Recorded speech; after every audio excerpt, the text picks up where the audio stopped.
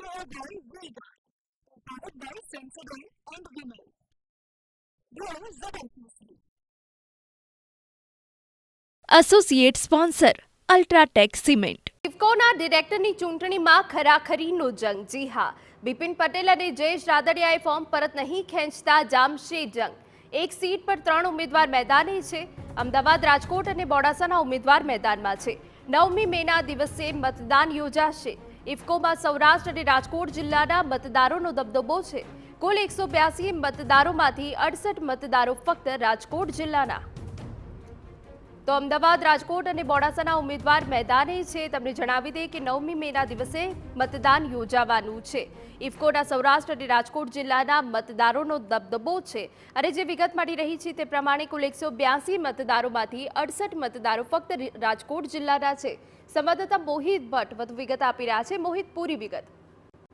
અહીંના સહકારી ક્ષેત્રે ખૂબ જ મહત્વની ચૂંટણી કહી શકાય. તે ઇફકોના ડિરેક્ટરની ચૂંટણીમાં આ વખતે ખરાખરીનો જંગ છે તે જામવાનો છે, કારણ કે ઇફકોના ડિરેક્ટર પદે ફોર્મ પરત ખેંચવાની તારીખ છે તે હવે જતી રહી છે. અને તેવામાં ભાજપના જે આગેવાનો છે તેઓ હવે આમને સામને ચૂંટણી જંગ છે તે લડશે. સહકારી ક્ષેત્રમાં સામાન્ય રીતે કોઈ મેન્ડેટ હોતો નથી, પરંતુ જે રીતે અમદાવાદના બિપિન પટેલ છે તેમના દ્વારા દાવો કરવામાં આવ્યો છે કે ઇફકોના ડિરેક્ટર પદની ચૂંટણી માટે તેમને મેન્ડેટ આપવામાં આવ્યું છે. અને તેની સામે રાજકોટ જિલ્લાના અને સૌરાષ્ટ્રના સહકારી આગેવાન જયેશ રાદડિયા છે તેમના દ્વારા પણ ફોર્મ છે તે ભરવામાં આવ્યું છે.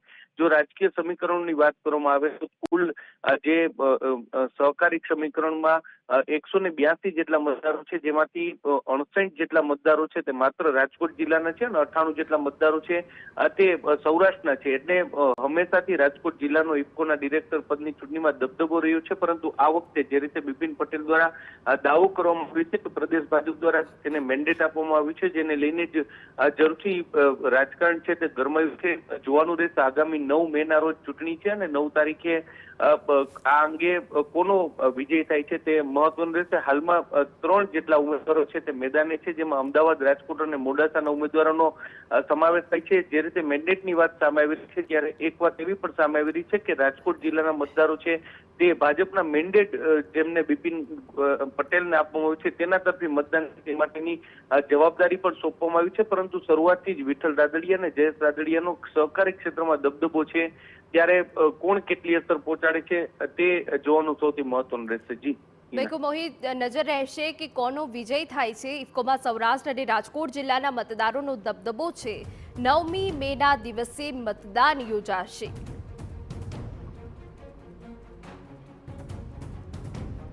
Care by Vega, powered by Sensodyne and Vinyl. Grow ZFC.